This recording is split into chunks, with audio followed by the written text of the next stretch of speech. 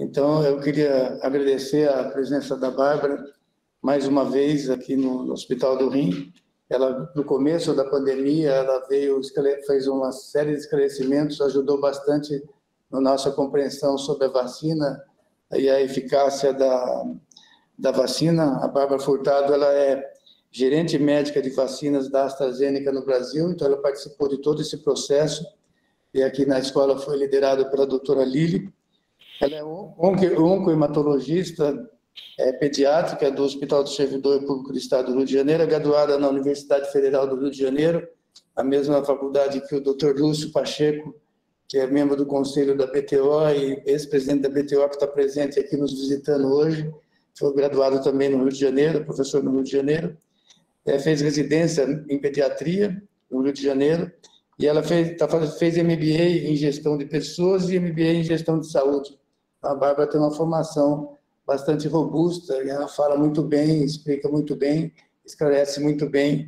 Quando nós sempre buscamos informação com a Bárbara, porque ela é muito clara na forma como ela aborda as situações. E nós convidamos ela hoje para falar sobre anticorpos monoclonais no tratamento do Covid-19, que é um assunto que ela está trabalhando agora. Ontem, na revista Nature, saiu uma notícia, não é um anticorpo monoclonal, mas sobre... tinha uma expectativa muito grande sobre o Molnupiravir, que é uma droga da Merck, que mostrou menos eficiente do que se imaginava no começo, e nós queríamos que você abordasse a questão dos anticorpos monoclonais no tratamento do Covid-19, principalmente que está muito relacionado com as pessoas que são mais suscetíveis à doença, que têm risco de doença mais grave ou que escapam da vacina. Então, muito obrigado, Bárbara, muito obrigado mesmo, mais uma vez, pela sua presença aqui, pela sua sempre disponibilidade e pela forma muito clara como você esclarece as nossas dúvidas aqui, dúvida principalmente de quem não é infectologista.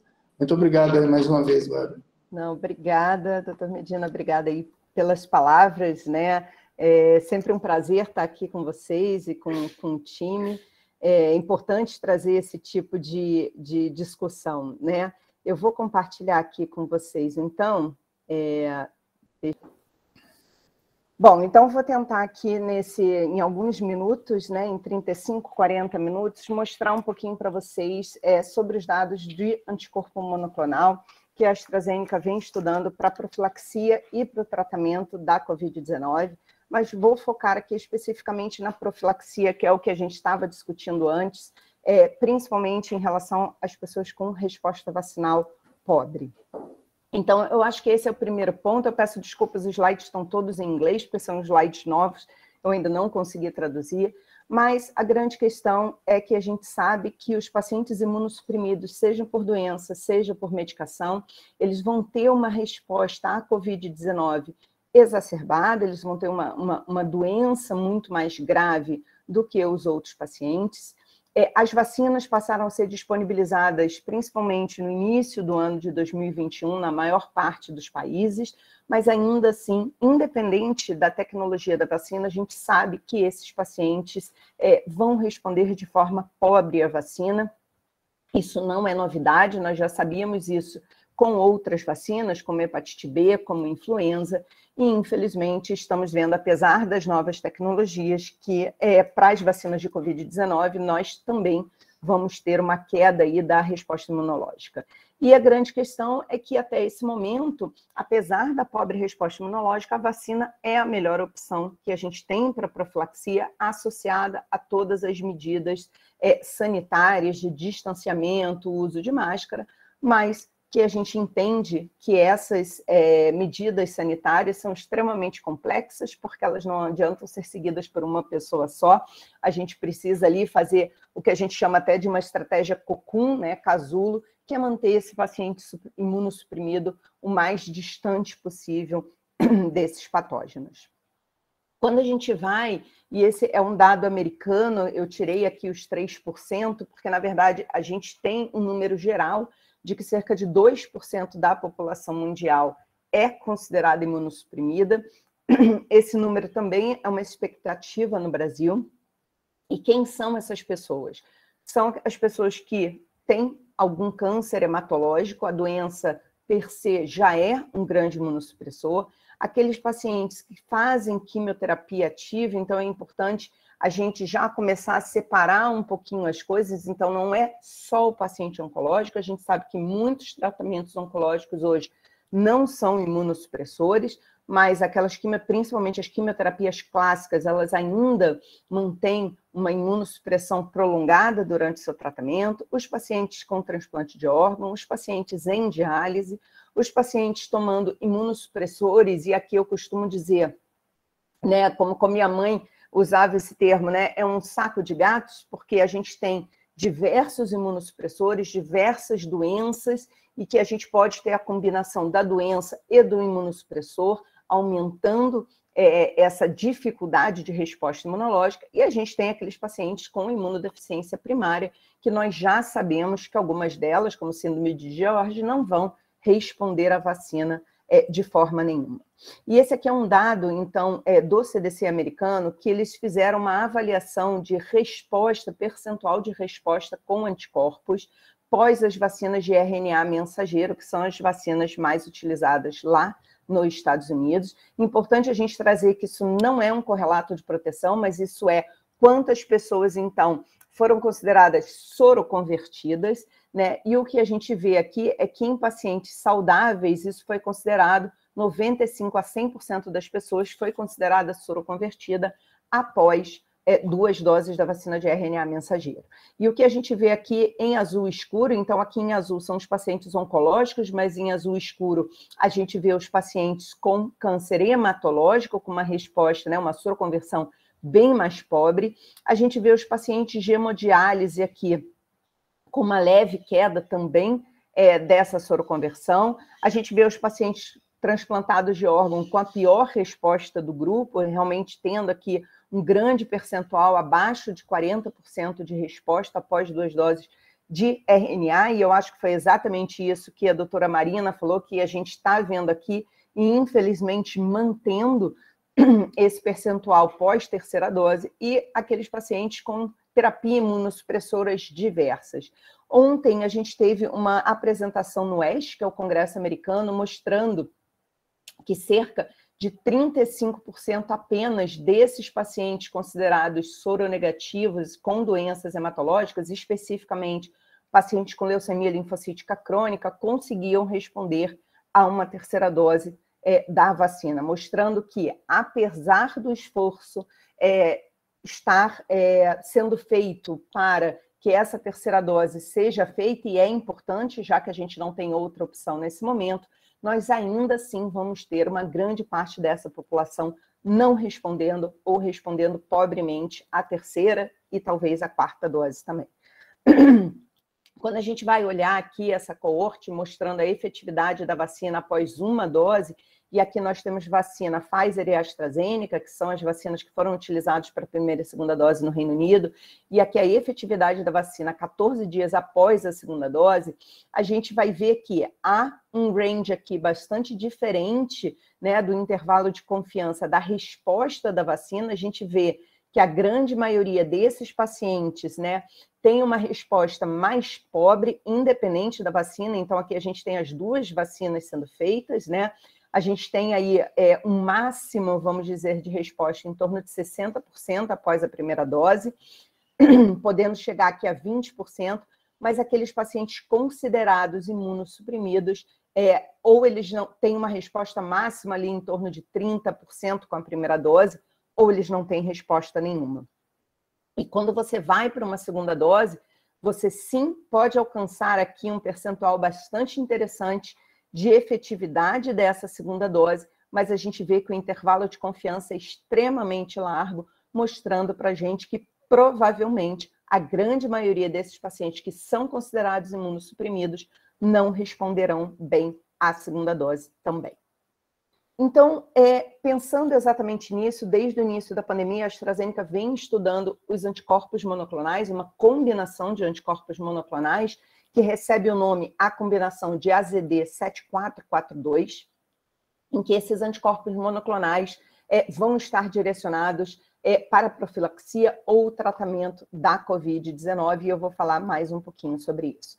Então, a gente tem aqui, a primeira coisa que a gente precisa discutir, né, são 2 anticorpos monoclonais humanos, eles são produzidos através de soro de pacientes convalescentes e eles têm sítios de ligação distintos. Então, aqui em cinza, a gente tem o receptor binding domain da proteína S do SARS-CoV-2, e a gente tem aqui a ligação, então isso aqui é uma foto espacial, né, da disposição espacial, mostrando que esses 2 anticorpos monoclonais, eles ocupam epítopos distintos, ou seja, eles não são competidores entre si, e temos também dados de laboratório mostrando que o uso dos 2 mostra sinergia de ação, ou seja, em doses onde, separadamente, esses anticorpos geravam 0 eficácia, em conjunto, eles geram, por exemplo, 34% de eficácia em uma dose abaixo da dose proposta hoje em dia, mas mostrando que, separadamente, eles têm sim uma ação, mas quando usado em conjuntos, essa ação é sinérgica e aumenta a capacidade de neutralização do vírus através desses 2 anticorpos monoclonais.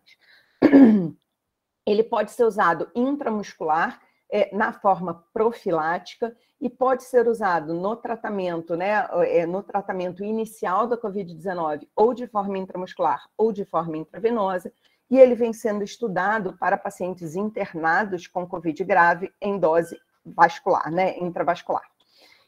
Ele tem modificações que eu vou entrar um pouquinho aqui, modificações na sua porção FC que alteram aqui a meia-vida, estendendo a meia-vida desse anticorpo. Então, a gente sabe que, em média, os anticorpos monoclonais têm uma meia-vida em torno de 20, 28 dias. Essa modificação na porção FC desses 2 anticorpos monoclonais trouxe, então, uma extensão de meia-vida até 100 dias, e a gente tem a mediana aqui de meia-vida desses anticorpos monoclonais em torno de 90 dias, fazendo com que essa extensão vá ser bastante importante quando a gente falar do uso do produto para profilaxia em dose única, talvez anual. A gente tem também, essas modificações levam a uma redução da ligação, né, levam a uma redução, desculpa, da ligação aqui com os fatores, com os complementos, né? Então, há uma redução da resposta, do desencadeamento de resposta inflamatória pelo uso do anticorpo monoclonal. A gente sabe que a porção FC dos anticorpos monoclonais é extremamente importante para desencadear a cascata complemento, para fazer com que a depuração desses anticorpos e, obviamente, dos micro-organismos a qual eles estão conectados seja mais rápida. Essa modificação, então, faz com que esses anticorpos monoclonais não deflagrem a resposta inflamatória e a sua depuração seja mais lenta, ainda que conectado ao vírus, esse vírus vai estar inutilizado para fazer a conexão com as células humanas. Isso traz um perfil de segurança extremamente favorável, com diminuição de resposta inflamatória, que a gente sabe que na COVID é extremamente importante, e para aqueles pacientes, talvez, que já têm uma predisposição ao aumento de resposta inflamatória, também bastante importante. E a gente vai ver aqui um pouco mais dos dados. Então, o que esses anticorpos vão fazer? A gente sabe que a proteína S do SARS-CoV-2, o receptor binding domain, é o que vai se conectar aos receptores de acetilcolina de angiotensina 2. Esses receptores de angiotensina 2 vão, então, essa conexão vão, então, permitir a entrada do vírus na célula humana, a sua replicação e, posteriormente, desencadear todas as questões relacionadas à infecção do SARS-CoV-2. O que esses 2 anticorpos monoclonais vão fazer é se conectar a esse receptor bind domain, simplesmente impedindo, então, o vírus de se conectar aos receptores de AC2 e impedindo esse vírus de entrar na célula humana. Outro ponto importante é que essas modificações na porção FC desses 2 anticorpos monoclonais fazem com que a ligação ao receptor FcRn em mucosa seja aumentada e o seu transporte para a mucosa seja otimizado, fazendo com que a gente consiga encontrar esses anticorpos monoclonais em trato respiratório superior também, possivelmente fazendo aí uma diminuição também da infecção a partir do trato respiratório superior.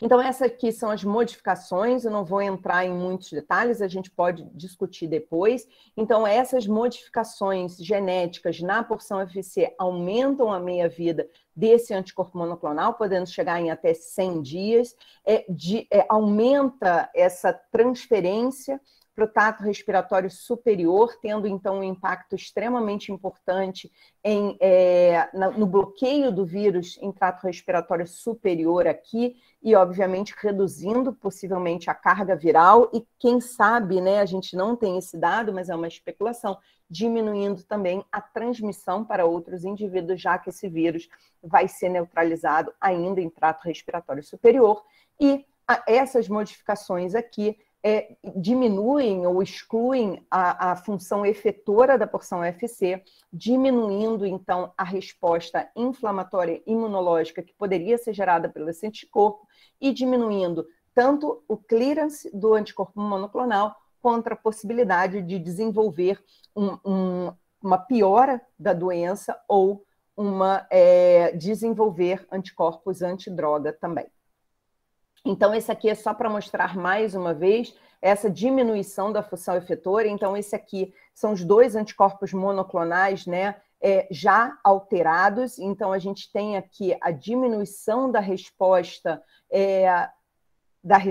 imunológica a esses anticorpos, e quando a gente compara esses anticorpos wild type, ou seja, sem as modificações genéticas, a gente vê que sim, eles trariam, como qualquer outro anticorpo monoclonal, trariam uma resposta imunológica seguida do seu uso. E aqui é importante que o anticorpo monoclonal da AstraZeneca é o único que possui essa modificação em porção FC, visando essa diminuição de função efetora, e não por acaso é o único anticorpo monoclonal que continua sendo estudado no paciente hospitalizado, porque mostrou até esse momento que não desenvolve ou não piora a resposta inflamatória daquele paciente que já está internado com Covid-19. O ponto importante que a gente quer trazer, principalmente relacionado à profilaxia, é essa extensão da meia-vida. Então, aqui mostrando, primeiro, a capacidade de neutralização, tá, do uso aqui intravenoso, né? Então, a gente vê aqui o verde, a gente vê que a resposta, a concentração inicial é extremamente rápida, e a gente já tem dados intramuscular aqui que em 6 horas a gente já começa a ter anticorpo circulante nas pessoas que receberam a injeção intramuscular.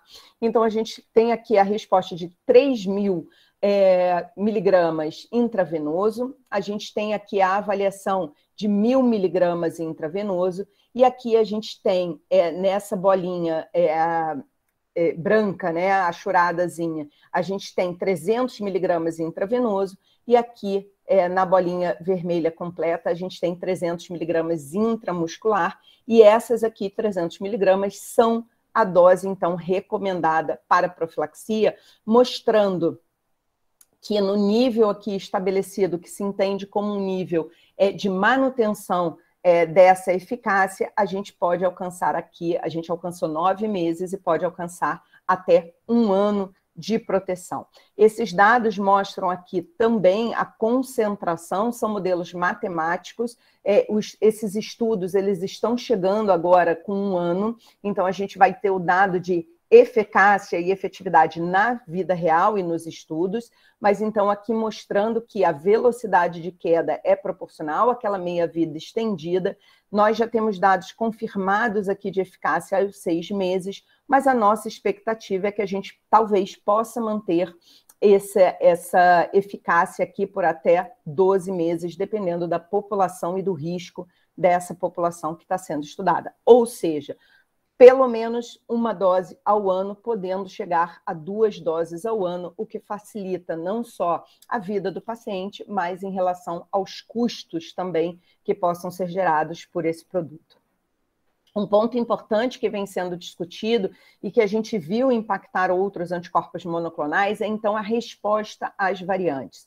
A gente sabe que as mutações, como eu falei anteriormente, as mutações dessas variantes do SARS-CoV-2 são mutações aleatórias, então a gente conta com um pouco de sorte, vamos dizer, dessas mutações não acontecerem no sítio de ligação do anticorpo monoclonal com o receptor bind domain, e como a gente demonstra aqui nesses dados de laboratório, esses dois anticorpos monoclonais, eles não tiveram impacto das variantes de preocupação até o momento.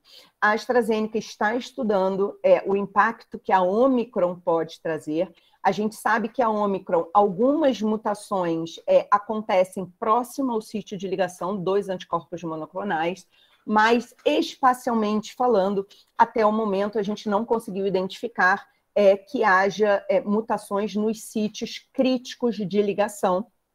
Estamos avaliando isso laboratorialmente, mas hoje, no máximo amanhã, deve sair um estudo independente do FDA, saindo, eu compartilho com o Dr. Lúcio e com o Dr. Medina para que ele possa compartilhar com vocês, onde o FDA, de forma independente, está avaliando todos os anticorpos monoclonais que estão disponíveis ou estão em estudos em relação à variante Omicron, e nós vamos ter, então, esse estudo independente nos demonstrando se realmente isso que nós estamos vendo de forma espacial corresponde e a gente não teria um impacto importante da variante Omicron em relação à eficácia desses anticorpos monoclonais. Então, qual é o plano de desenvolvimento desse anticorpo? Então, pensando exatamente que se eu tenho um anticorpo monoclonal que vai se ligar ao SARS-CoV-2, eu preciso ter o SARS-CoV-2 presente em algum momento. Então, exatamente por isso, esses estudos foram divididos em avaliação pré-exposição, ou seja, profilático, prevenção, onde eu ainda não entrei em contato com SARS-CoV-2, mas sou um paciente de alto risco para desenvolver Covid grave, para não responder à vacina, ou um paciente em alto risco de exposição, por exemplo, os profissionais de saúde. E os outros estudos foram em relação ao tratamento precoce, ou seja, aquele paciente que tem um PCR positivo para o SARS-CoV-2, mas tem menos de 7 dias de sintomas, e aqueles pacientes que têm um PCR positivo para o SARS-CoV-2 e têm hospitalização dentro dos 10 dias de doença. E por que isso é importante? Porque aquele paciente que está internado há muito tempo, ele já não tem o vírus presente. Se eu pegar um paciente que está internado há 20 dias, ele provavelmente não tem nenhum vírus presente, e usar uma medicação antiviral ou um anticorpo monoclonal contra o vírus vai ser um gasto de dinheiro, porque ele não vai ter nenhuma ação. Então, quando a gente olha esses pacientes ambulatoriais, ou seja, que têm o SARS-CoV-2 positivo, mas ainda não precisa ser internado, apesar de ser de alto risco, ou aquele paciente que foi internado por qualquer motivo, a gente precisa ter muito cuidado no uso dessas terapias em relação ao timing. Para que a gente tenha uma resposta, eu preciso ter o vírus presente. E isso vai acontecer não só para os anticorpos monoclonais, como também para essas drogas antivirais. Diferente, por exemplo, de tocilizumab, que está sendo usado como para diminuição da resposta inflamatória. Então, a gente precisa ter muito cuidado com essas indicações para que a gente não ofereça um produto que não vai fazer nenhuma ação para esses pacientes. Então, vou entrar um pouquinho aqui no estudo PROVENT, que é o estudo que avaliou o uso desses dois anticorpos monoclonais para profilaxia da Covid-19 em um grupo de pacientes de alto risco. Então, o que nós fizemos foi avaliar, nós recrutamos cerca... Alguma dúvida? Nós recrutamos aqui cerca de 5.400 pacientes, em que eles usariam o nosso anticorpo monoclonal versus o placebo para profilaxia pré-exposição da Covid-19. Então, os critérios de inclusão foram adultos acima de 18 anos, com um risco aumentado para resposta inadequada à vacina ou um risco aumentado para a infecção por SARS-CoV-2. E os principais critérios de exclusão é que esse paciente não podia ter nenhuma resposta laboratorial ao SARS-CoV-2, ao SARS-CoV ou ao MERS, ou seja, ele nunca poderia ter tido contato com esses vírus, ele não poderia ter feito nem vacina, nem anticorpo monoclonal nesse momento em estudo, porque esse estudo iniciou em junho de 2021. Na verdade, o primeiro paciente foi incluído em setembro, outubro, então de 2020, desculpa. Então, a gente ainda não tinha vacina disponível para esses pacientes de qualquer forma. Tá? Então, a gente trouxe 3.460 pacientes recebendo uma dose intramuscular de 300 miligramas.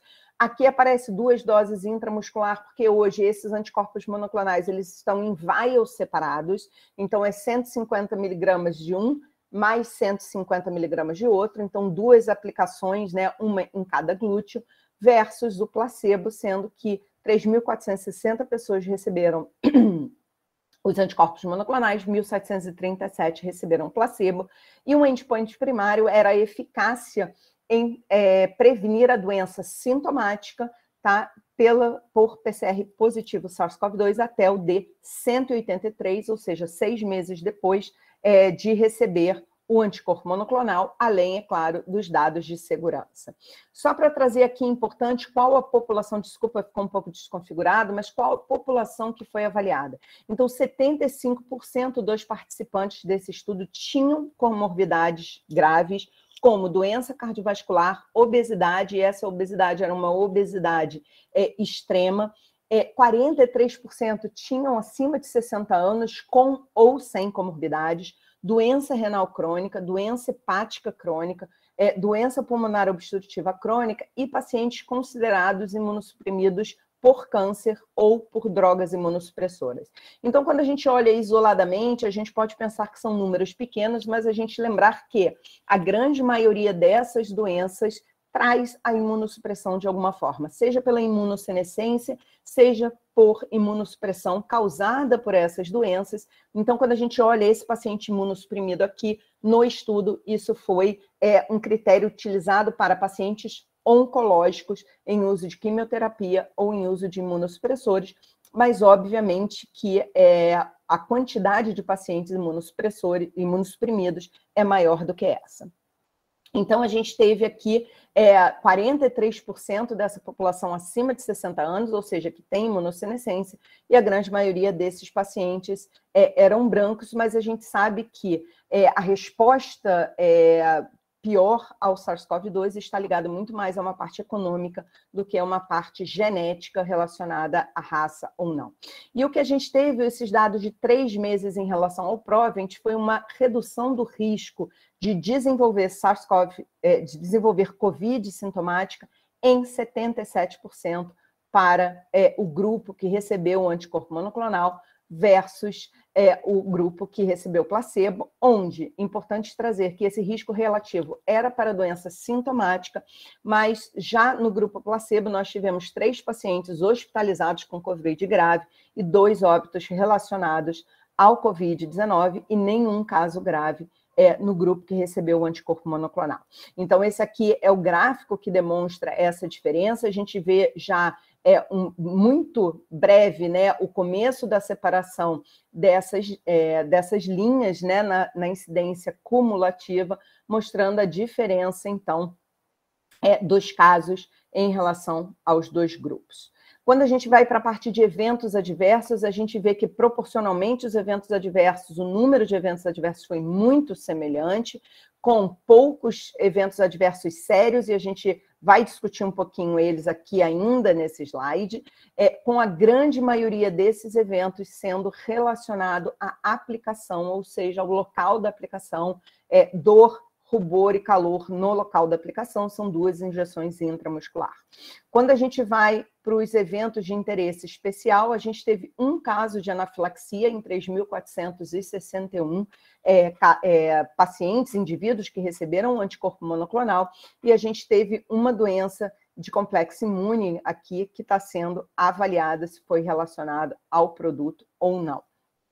Além disso, esses eventos adversos graves, nós tivemos 4 óbitos em cada um dos braços, sendo que os óbitos aqui não foram relacionados ao produto, foram 2 óbitos por overdose de uso de drogas ilícitas, um infarto agudo do miocárdio, mas vocês viram que era uma população bastante comprometida em relação a isso, não foi considerado aqui como um caso responsável, enquanto aqui também tivemos um caso de overdose de drogas ilícitas e 2 óbitos por Covid-19. E aqui também, né, no braço do produto, tivemos um óbito por falência renal, mas, mais uma vez, era uma população bastante aqui alterada, né, em termos de órgão-alvo. Quando a gente recebeu agora, então, os dados relacionados aos 6 meses de uso, a gente vê que essa proteção, essa diminuição do risco relativo aumentou, foi de 77% para 83%, mostrando 2 coisas, que não só esse anticorpo sustenta essa proteção nesses primeiros 6 meses pós ao uso, como aqui, especificamente no caso, e temporalmente, foi exatamente quando a gente começou a ter os casos de gama, de alfa no mundo, a gente teve um aumento da proteção versus o placebo, mostrando, então, que até os 6 meses a gente mantém uma proteção muito importante, e se a gente recordar, todos esses pacientes eram não vacinados, ou seja, talvez numa população que ainda que não responda bem, tenha sido vacinada, a gente possa ter até mesmo um aumento dessa proteção ao longo do tempo, já que ele vai ter alguma proteção própria desenvolvida. Um outro estudo aqui, muito rapidamente, que é o Storm Chaser, que é um estudo que ele foi feito pós-exposição, onde nós contamos com pacientes que tinham entrado em contato com pessoas infectadas, porém não desenvolveram a doença ou desenvolveram a doença, ou seja, o PCR positivo.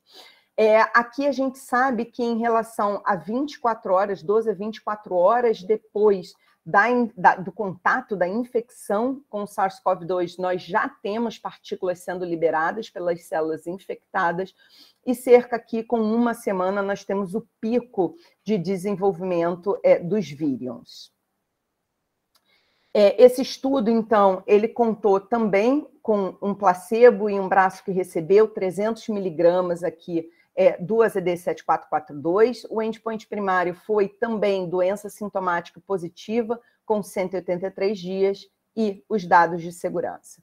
E o que esse estudo mostrou? Esse estudo ele teve um resultado, ele não alcançou o seu endpoint primário, ele alcançou uma redução de 33% de diminuição da chance de desenvolver Covid sintomático em uma população não vacinada, com exposição confirmada, mas como eu comentei, nós tínhamos grupos de pacientes diferentes, e quando a gente vai olhar nessa análise pré-planejada do estudo, houve uma redução de 73% do risco relativo de desenvolver Covid-19 naqueles pacientes que eram PCR negativo, ou seja, naqueles pacientes pré-exposição, profilaxia verdadeira. E que numa análise pós-hoc, esse número subiu para 92% de proteção, de redução, mostrando que, apesar do estudo ele não ter alcançado o endpoint, quando a gente analisa a população apenas de profilaxia verdadeira,